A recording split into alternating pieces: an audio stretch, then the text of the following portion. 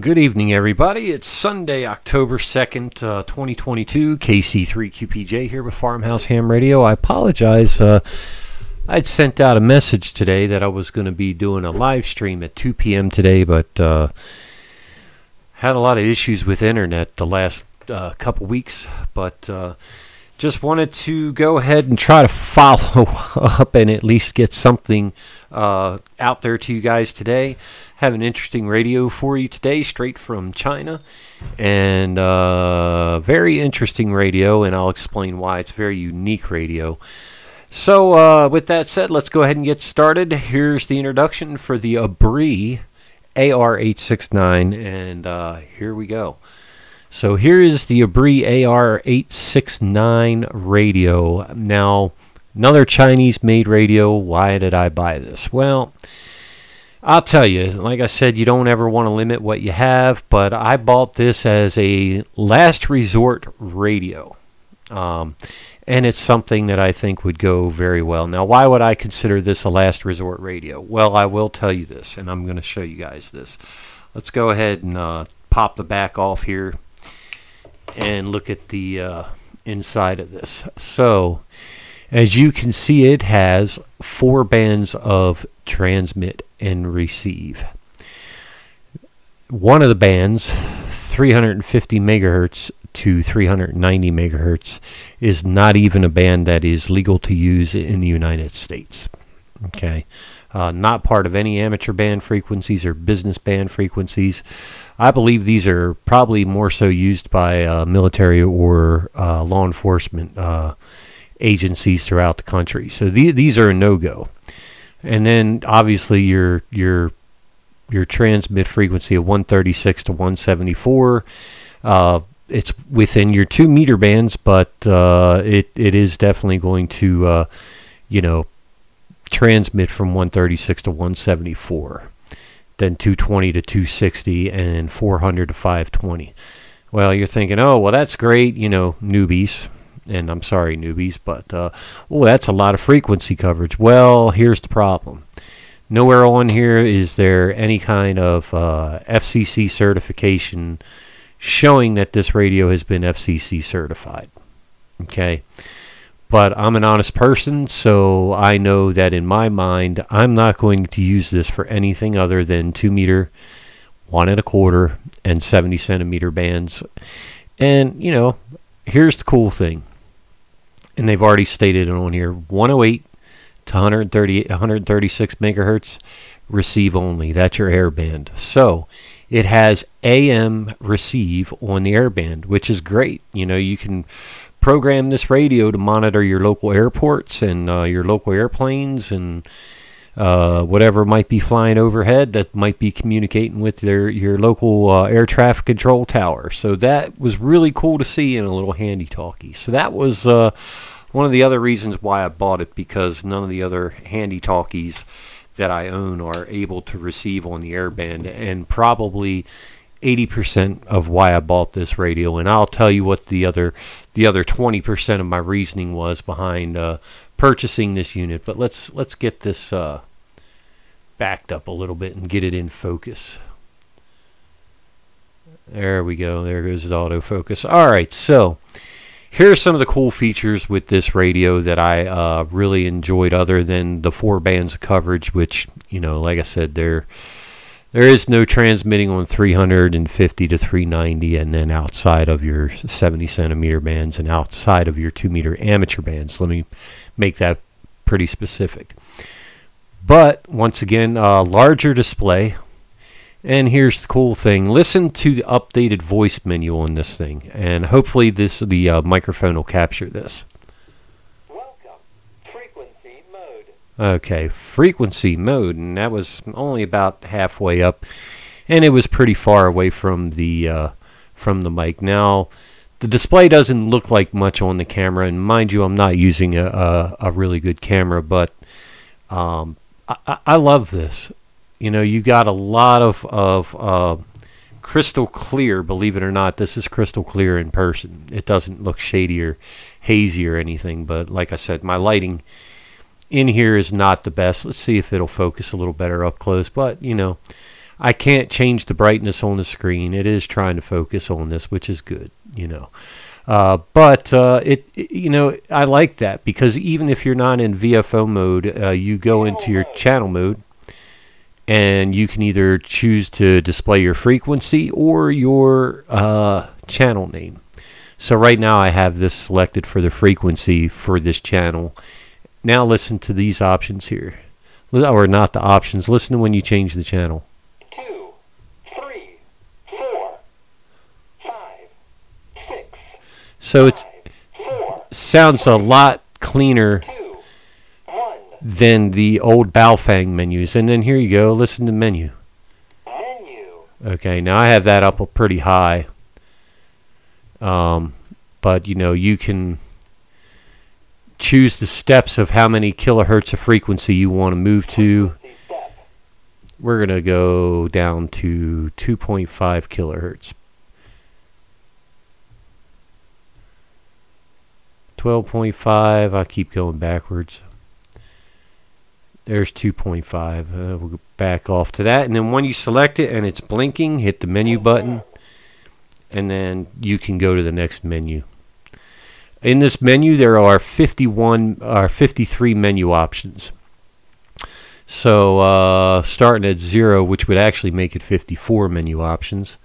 And you can work your way back. Now, here's the Bluetooth. Now, the whole purpose behind this Bluetooth, it is not meant to be used on you know, as a remote transmitter or whatever. The Bluetooth is strictly for the programming.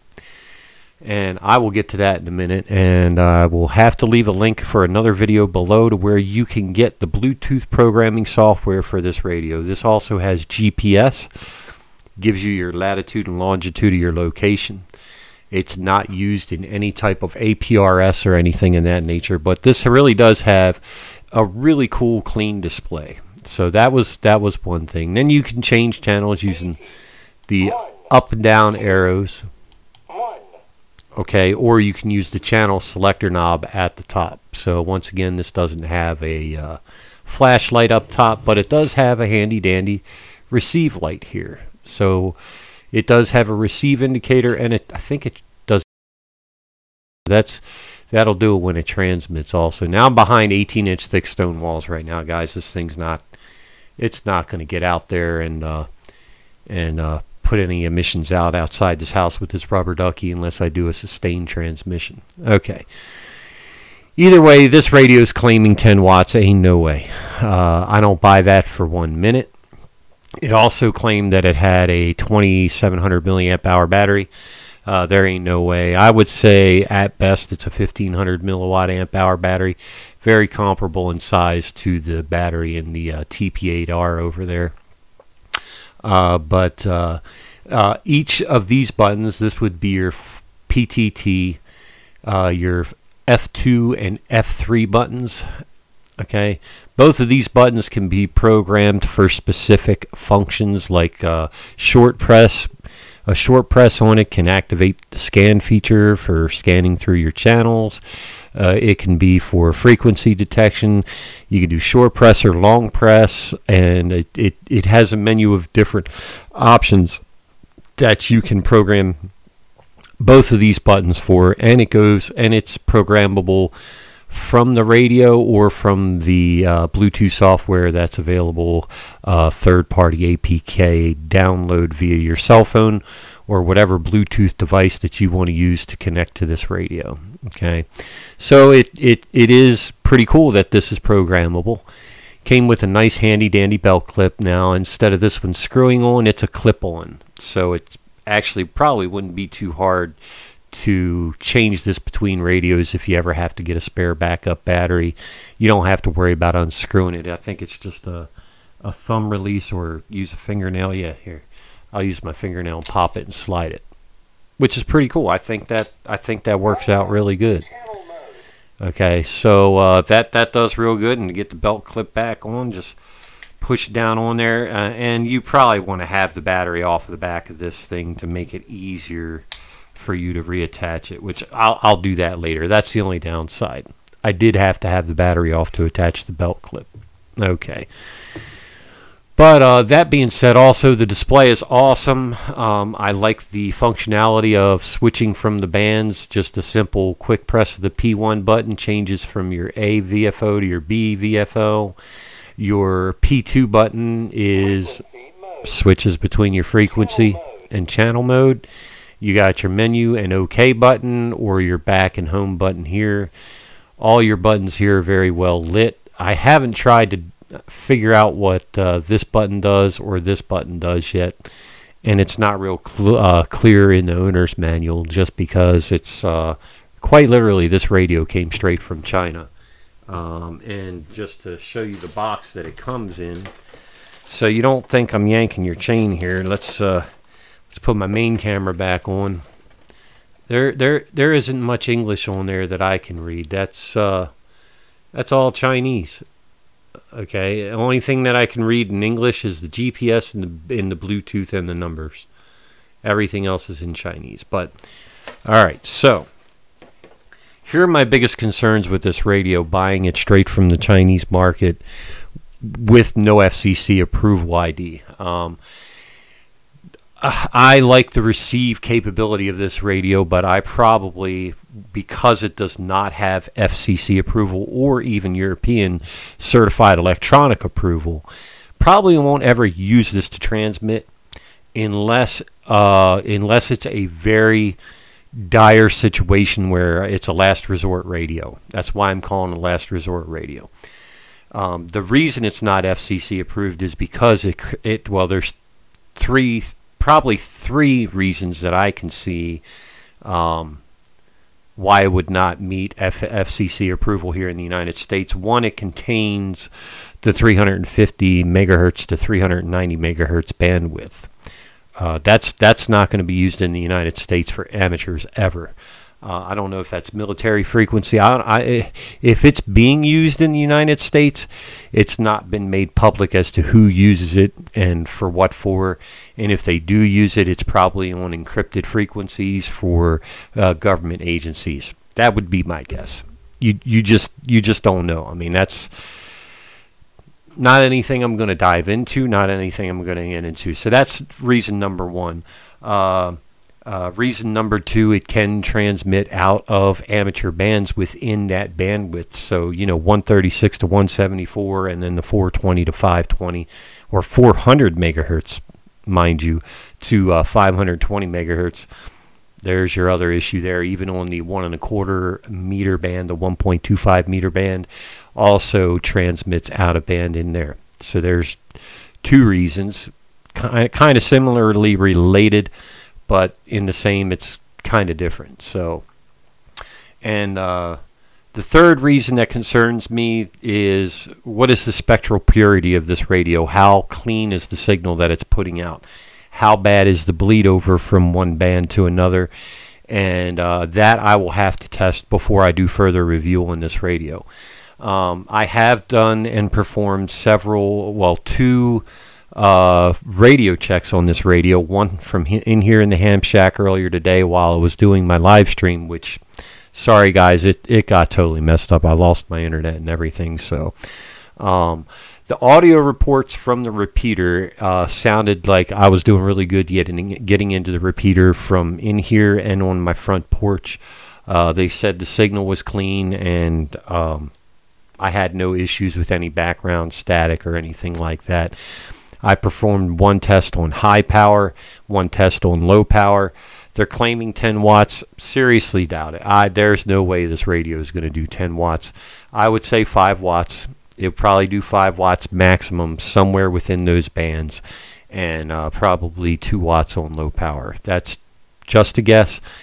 But until I've tested further, which I don't want to test it for power output on anything other than the dummy load at this point, so I'll have to probably purchase one and do it. I'm not going to put it over my free air antenna till I know more about the spectral purity and whether or not I can use it as something other than a last resort radio. But that being said, that's a huge thing that you've got to take into consideration when you buy an uncertified radio. All right. And I think, if the Armageddon or the zombie apocalypse ever happens, I'm just not going to care if it's going to save my life and put me in a position where I can communicate with somebody to help save their life, and it's my last resort, that I don't have anything else to go to. There are other radios out there that I would go to as well, but you know what? Let me put it to you like this. This was $67 on eBay. Okay. All right, so let's go back to the pros again. Obviously, the GPS, the Bluetooth programming, and then I'll get back to one more con related to this radio. Well, two cons. Let's finish up with the cons first. The Bluetooth programming software is third party, and it was a pain in the butt for me to figure it out, but I did it, and I did it on my own, even with as computer illiterate as I am. So that was one con. I don't really like to trust third party software, especially out of China. You don't know what you're going to get from an overseas program. I hate to be harsh on anybody that's trying to do a good thing, but you just don't ever know. So far, I'm 2 days in with this programming software, and I've had no serious ill effects on my cell phone or anything of that nature. And then when using the Bluetooth programming software, you're going to want to make sure that when you read the radio, you're going to want to read the radio appropriately every time, no matter what, because if you try to reprogram the radio without reading it first, just like anything else, but even more exaggerated with this programming software, it will not take the way that you want it to take. I didn't read it, tried to program it, and the CTCS tones were basically the only thing that was affected. So it may not program the proper CTCS tones or the continuous tone-coded squelch tones if you don't read the radio first. The other problem is once you've written to the radio, it shuts the Bluetooth off, which is cool. That's great. That way you're not wasting any more power in the background. But once you do that right, the Bluetooth is gone. Now here's the cool thing. We're going to go ahead and turn the Bluetooth on real quick. And eventually I'm going to kill this. And Bluetooth option is menu 51. Okay. And this bar up here, this is really nice vivid color actually off of camera. This is a nice red color up there. But menu option 51, let's go ahead and turn on the Bluetooth, and I'm going to show you how to use the software real quick, and excuse me for the hiccup. So we're going to turn the Bluetooth on. The Bluetooth indicator does come up, and once again, I'm so sorry for the focus on the camera, but there's your Bluetooth symbol, and it's on. Okay, so even when it exits out, it stays on. Now, here's the cool thing about the software. I do like this. When you get into your phone, there's my kitty cats, everybody, living on the farm. I'm going to turn on, let me back down my backlight here on my phone so you guys have no problem seeing what I'm doing. Alright, my Bluetooth is on. Now, when you turn your Bluetooth on, do not attempt to connect to your radio when you turn your Bluetooth on. The software does it for you. So you go over here and you get your Super Walkie-Talkie software. This is an APK download, third party, and it did come straight out of China. Okay, so it says BLE is disconnect, which means in proper English terms, Bluetooth is disconnected. Okay, so what we're going to do is hit connect, and then when it scans, look, it's already up on the menu here. I can hit walkie-talkie, connect success. I'm already connected to that walkie-talkie. Now what I'm going to do, and I'm not going to do any programming right now, but I will show you. You know, you can change your receive tone. You just hit on receive. Okay, you can hit on transmit, type in your transmit right there. Okay, I'm not going to type anything in there because I don't need to. And then you go to your global selection, and when you go to channel, you can. This is your CTCS tones. You receive CTCS. They call it QT-DQT. I have no idea what that means. Then you have busy lockout settings, scan ads, send loud, break flag, whatever, frequency hopping code. I have no idea what that is, but that's most of where your programming is going to come in for your handheld. PTTID, I still have to study up on that. I have no idea what that's about. Frequency, CAAA. See, stay out of this because I think it generalizes channels to basically group them at a whole, you know. So I don't know what that's all about. But there's all sorts of stuff in here. Timeout timer, this is for your main stuff. And then the channel A display way. I can do name and channel or frequency and channel. Okay, so that's pretty chill. I'm sorry about all the glare, guys. Eventually I will get a studio where all the lighting will just be absolutely perfect. But let's see how well and how fast it connects to the radio. So I'm going to hit read, and look at that fast it connects.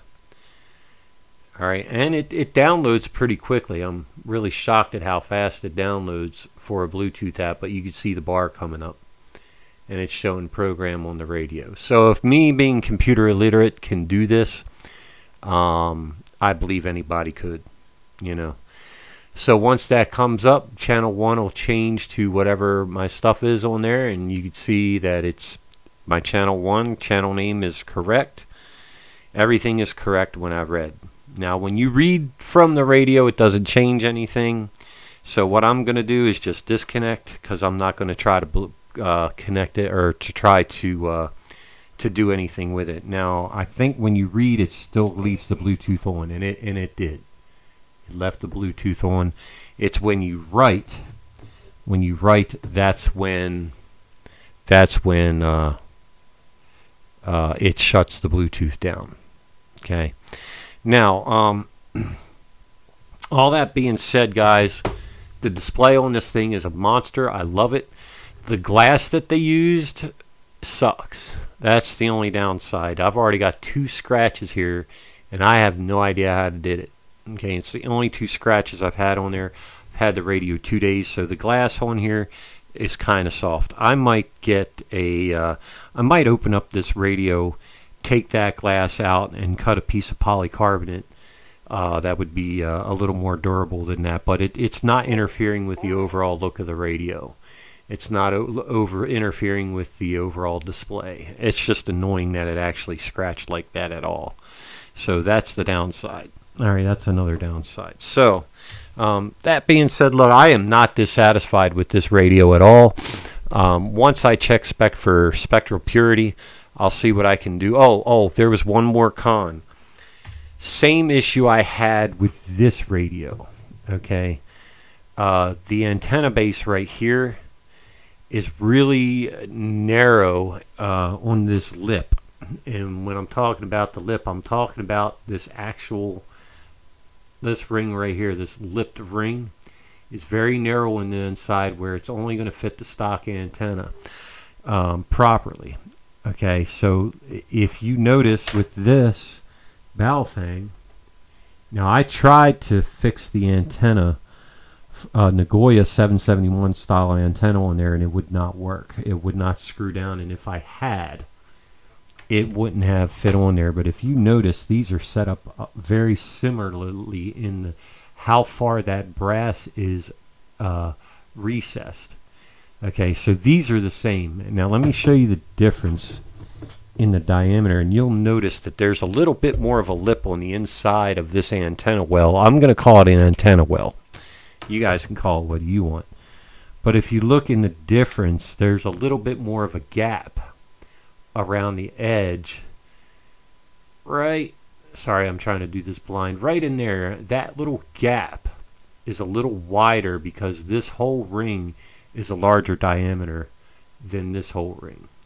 I don't know if you guys could see that on the camera or not, but it's greatly exaggerated here. Yeah, I could see a difference, you know.